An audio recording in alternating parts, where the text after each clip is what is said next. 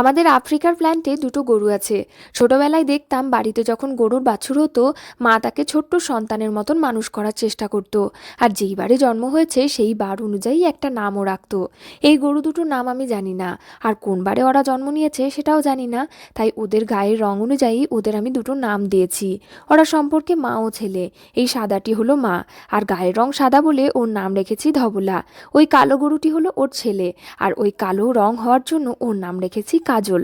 নাম দুটি কেমন হয়েছে জানিও। আফ্রিকার এই নির্জন পাহাড়ি এলাকায় ওরা বড্ড একা। মা ছেলে সংসারে খাবারের অভাব নেই ঠিকই, তবে অবাধ স্বাধীনতার বড্ড অভাব। এই প্ল্যান্টের বাইরে যাওয়ার পারমিশন ওদের নেই, তাই এই বড় প্ল্যান্টটা ঘুরেই ওরা ওদের জীবন কাটাচ্ছে।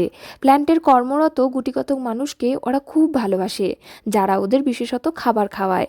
বাকিদের ডোন্ট কেয়ার ভাব দেখিয়ে দেয় ওরা। যেমন আমাকে মাঝে মধ্যে এমন বড় বড় চোখে তাকায়, ভয়ে আমি পলায়ন করতে বাধ্য হই। ওরা সব সময় একসাথে থাকে। মাঝে মধ্যে মা ধবলা তার ছেলে কাজলকে বেশ কিছুক্ষণ দেখতে না পেলে এইদিক ওইদিক ছোটাছুটি শুরু করে দেয়, আর খুব জোরে জোরে ডাকে। এটাই বোধহয় নারীর টান। এই যে মায়ের ডাক শুনতে পেয়ে কাজল কেমন তড়িঘড়ি ছুটে আসছে দেখো। এখন ওরা দুইজনে গল্প করতে করতে ওই ধারটায় যাবে, যেখানে অনেক ছোট ছোট ঘাস গজিয়েছে বর্ষার জল পেয়ে। অবশ্য ওদের রোজ খাবার জন্য 30টা করে আলাদা আলাদা রুটি বানানো হয়। আমাদের আফ্রিকান রাঁধুনিরাই সেগুলো বানায়। ওদের রুটি খাওয়ার একটা খুব মজার দৃশ্য থাকে। কিভাবে ওরা ছুটে আসে যখন ডাকে ওদের রুটি খাওয়ার জন্য, সেটা অন্য একটা ভিডিওতে তোমাদেরকে দেখাবো। তোমাদের বাড়িতেও যদি গরু থাকে এবং তার কি নাম রেখেছো, অবশ্যই আমাকে কমেন্টে জানাতে পারো।